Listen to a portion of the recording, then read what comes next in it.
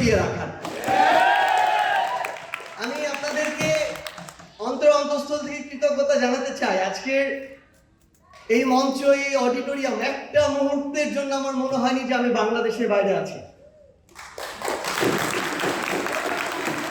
জাপানের মতো দেশে, প্রশান্ত মহাসাগরের ঢেউয়ে বেষ্টিত একটা আইল্যান্ড, সেই দেশে এরকম একটা প্রভিন্সে বলতে পারি আমি এরকম শত শত আমার বাংলাদেশি ভাই বোনের সামনে কথা বলছি, এর চেয়ে গর্বের আর কিছু হতে পারে না। তো এই একখণ্ড বাংলাদেশের সামনে আমি আরেকটু কৃতজ্ঞতা প্রকাশ করতে চাই যারা অক্লান্ত পরিশ্রম করেছেন আজকের এই প্রোগ্রামটির জন্য, এবং শত শত কিলোমিটার দূর থেকে অনেকে আজকে এখানে এসে উপস্থিত হয়েছেন। ইনশাআল্লাহ আমরা একসাথে আমাদের কাঙ্ক্ষিত বাংলাদেশকে আমাদের সাধ্যের সবটুকু দিয়ে গড়ার জন্য যে কাজগুলো করা দরকার আমরা সেগুলো করব। আমি আমার এই ভাই বোনদের সামনে আমার 1 বছরে দেখা বাংলাদেশকে নিয়ে কিছু কথা বলতে চাই। জুলাই 24-এর আগে বাংলাদেশকে আমরা যেভাবে দেখেছি, অগাস্ট 5-এর পরে বাংলাদেশকে আমরা সেভাবে দেখিনি। সৌভাগ্যক্রমে সৃষ্টিকর্তার ইচ্ছায় খুব কাছে থেকে বাংলাদেশ নামক রাষ্ট্রটা কিভাবে পরিচালিত হয় সেটা দেখার একটা সৌভাগ্য হয়েছিল। আমাদের কাছে মনে হয়েছে এখানে অধিকাংশ রাজনীতিবিদ বা বিভিন্ন গুরুত্বপূর্ণ স্টেক যারা রয়েছে, এই অধিকাংশ মানুষজন আমাদের সামনে অভিনয় করে এবং তারা যতটুকু দেখাতে চায় ততটুকু দেখায়, যেভাবে দেখাতে চায় সেভাবে দেখায়, এবং যেই ক্যারেক্টারগুলো আমাদের সামনে অভিনয়টা করে আমরা তাদেরকে সকল ধরনের ভালো খারাপের জন্য দায়ী মনে করি। কিন্তু পর্দার পিছনের যে ডিরেক্টর, প্রযোজক, চিত্রনাট্য নির্মাতা, স্ক্রিপ্ট রাইটার, তারা আমাদের সবসময় চোখের আড়ালেই থেকে যায়। এবং দেখবেন বিগত 16 বছরে তাদের নাম আমি আপনি জানি না, তাদের বাড়িঘর কোনোটাই বাংলাদেশে না, জন্মসূত্র হয়তো বাংলাদেশে ছিল এক সময়, এখন তার সাম্রাজ্য কানাডা, ইউএসএ, অস্ট্রেলিয়া, ইউরোপ থেকে শুরু করে পৃথিবীর যত বিলাসবহুল দেশ আছে সেসব জায়গায়। এবং এই স্ক্রিপ্ট রাইটার যারা আছে, ডিরেক্টর যারা আছে, তাদের একটা এম্পায়ার আছে। এই এম্পায়ারের বিভিন্ন ক্যারেক্টার আছে। এই ক্যারেক্টারগুলো প্রত্যেকটা গুরুত্বপূর্ণ ক্ষেত্রে আছে। বাংলাদেশের রাষ্ট্র পরিচালনা, রাজনীতিতে আছে, আপনি যদি দেখেন আমলাতন্ত্রে আছে, প্রশাসনে আছে, মিডিয়াতে আছে, ব্যবসাতে আছে, এবং সাধারণ জনগণের ভান ধরে অনেকে আছে, এজেন্সির ভান ধরে অনেকে আছে, বৈদেশিক বন্ধুর ভান ধরে অনেকে আছে।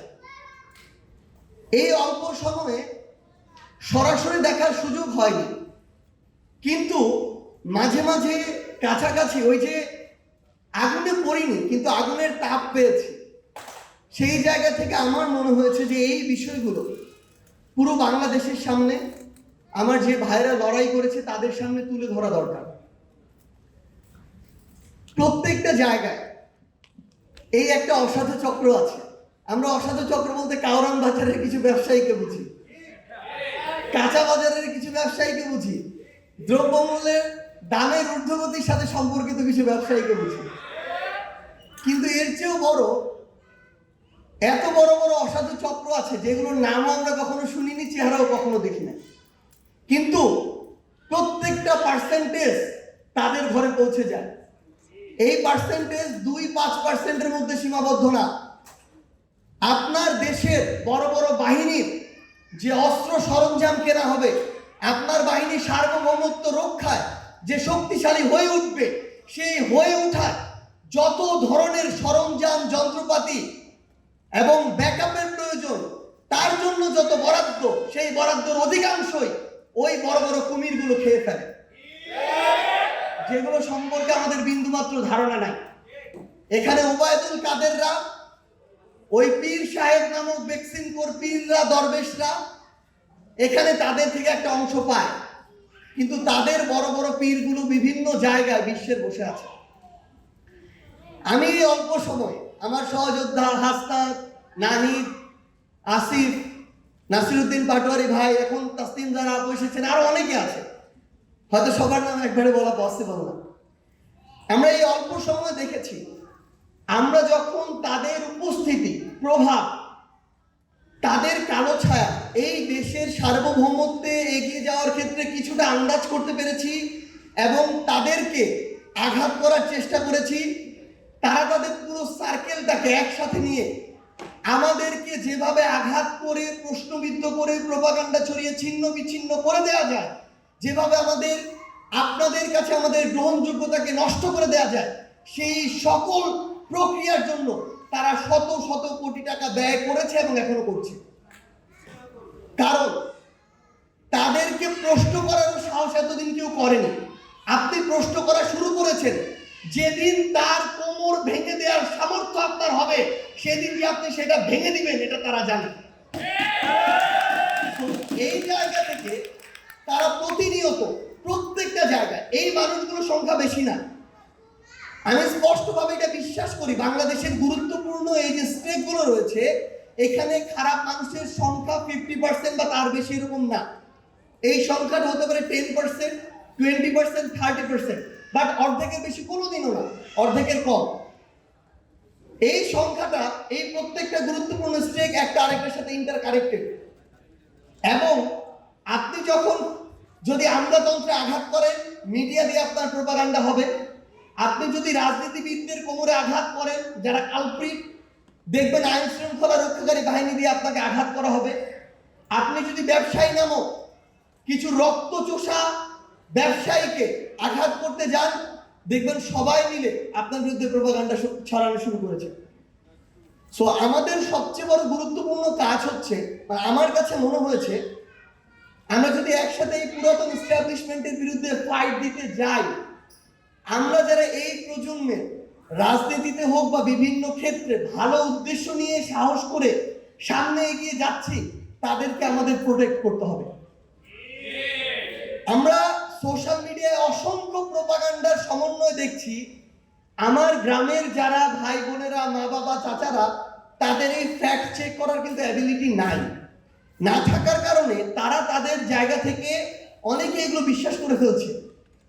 কিন্তু যেই প্রজন্ম, আমার যেই সহযোদ্ধারা এই অভ্যুত্থানের লড়াইয়ে দেশে দেশের বাইরে নেতৃত্ব দিয়েছে, সংগঠিত করেছে, তারা যদি এই প্রোপাগান্ডাগুলোকে ব্রেক না করে, তাহলে যারা সাহস নিয়ে সামনে এগিয়ে আসবে তারা কেউ দাঁড়াতে পারবে না। এটা হচ্ছে চরম একটা বাস্তবতা।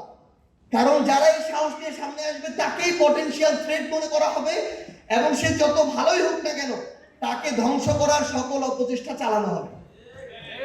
আপনারা দেখে থাকবেন, এখন মিডিয়াতে কিছুদিন আগে গুলশানে একজন সমন্বয়ক 10 লক্ষ টাকা কোথাও চাঁদাবাজি করতে গিয়ে ধরা পড়েছে, শাস্তি হয়েছে, জেলে আছে। সমন্বয়ক পরিচয়টা করেছে, কোন সমন্বয়ক কোন ফাইলে আছে আমরা খুঁজে পাইনি আমাদের জায়গা থেকে। ধরেন তারপরও সে যত বড় সমন্বয়ক হোক, সে আমাদেরও যদি সংগঠনের কেউ হয়, সবার আগে দেখতে হবে সে যখন অপরাধ করেছে, ধরা পড়েছে, এরপরে আমরা আমাদের জায়গা থেকে ওই চোর বাটপারকে প্রোটেক্ট করতে গিয়েছি কিনা। বরং যখন তার এই বিচারিক প্রক্রিয়াগুলো শুরু হয়েছে, সর্বপ্রথম তাকে ধরার তথ্যটি আমাদের একজন সহযোদ্ধা পুলিশের কাছে দেয় যে আমাদের কাছে খবর আসছে সমন্বয় পরিচয় ব্যবহার করে ওই একটি ছেলে বিভিন্ন জায়গায় চাঁদাবাজি করছে, এবং এরপরে তাকে ধরা হয়। এই খবরটি মেইন স্ট্রিম মিডিয়ায় অন্তত 10 দিন 100টা ফটো কার্ডে প্রচার করা হয়েছে, সমস্যা নেই হোক। কিন্তু যেই খুনি হাসিনা এই বাংলাদেশ থেকে বিগত 16 বছরে $234 বিলিয়ন পাচার করেছে, তার এবং তার দোসররা, তাদেরকে নিয়ে কয়টা ফটো কার্ড এই 1 বছরে প্রচার হয়েছে। এখানেই হচ্ছে সূক্ষ্ম খেলাটা। আপনাদের চোখের সামনে 2 লাখ, 5 লাখ, 10 লাখ টাকার এমন এমন ফটো কার্ড আর লোভনীয় চিত্র প্রকাশ করা হবে, অথচ ওই খুনিরা 1000-এর অধিক খুন করে এই দেশ ছেড়ে পালিয়ে গেল, ওই খুনিরা আমার শাপলা চত্বরে আলেম ভাইদেরকে, শতাধিক ভাইদেরকে নৃশংসভাবে হত্যা করলো। ওই খুনিরা আমার দেশপ্রেমিক যারা আমার বাহিনীর সদস্য ছিল তাদেরকে মিডিয়ার হত্যাকাণ্ডে দেশ এবং দেশের বাইরের এজেন্সির সহযোগিতায় হত্যা করলো। তাদেরকে নিয়ে আপনি 100টা ফটো কার্ড বানাতে দেখবেন না। তো সবচেয়ে বড় আমরা এই সময় যেটা দেখেছি, এই প্রত্যেকটা জায়গায় প্রত্যেকের কিছু পারপাস আছে। আমরা যে মিডিয়া হাউসগুলো দেখি, এতদিন আমি আমার সময় বলি, আমার ইউনিভার্সিটি লাইফ গ্র্যাজুয়েশন কমপ্লিট করার আগে পর্যন্ত আমি অন্তত মিডিয়া যা দেখতাম তা অলমোস্ট পুরোটাই বিশ্বাস করতাম, বাংলাদেশের প্রথম সারির মিডিয়া যেগুলো আছে। অথচ এখন দেখি বাংলাদেশের প্রথম সারির মিডিয়া বলতে আমরা যাদেরকে চিনি, সেই মিডিয়া হয় কোনো ব্যক্তির, না হয় কোনো গোষ্ঠীর, না হয় কোনো দলের, না হয় কোনো এজেন্সির, না হয় দেশ এবং দেশের বাইরের ব্যাক্ট কোনো ধরনের সংগঠনের, দেশের, প্রতিষ্ঠানের। এবং এই মিডিয়া শুধুমাত্র নিজের সাস্টেইনেবিলিটি বা এক্সিস্টেন্স রক্ষার জন্য মাঝে মাঝে কিছু ভালো ভালো নিউজ আপনার সামনে দেয়, বাকি সব কিছু এমনভাবে শিরোনাম করবে, এমনভাবে দেখাবে যেন তার ওই ব্যক্তি, গোষ্ঠী, দল, প্রতিষ্ঠান কিংবা এজেন্সির উদ্দেশ্য হাসিল করতে পারে। এই কথাগুলো হয়তো একটু লম্বা হচ্ছে, বিস্তারিত হচ্ছে, গল্প হয়ে যাচ্ছে, কিন্তু এই বিষয়গুলো খুবই গুরুত্বপূর্ণ। কারণ এই সূক্ষ্ম সূক্ষ্ম বিষয়গুলো দিয়ে কিভাবে একটা ন্যারেটিভ এস্টাবলিশ করানো যায়, সেই বিষয়টি এই মিডিয়ার অনেকে, আমি সবার কথা বলবো না, অনেকে এই কাজটা করে আসছে। এটা একটা এক্সাম্পল। এই কাজটা এরকম প্রত্যেকটা জায়গায় হচ্ছে।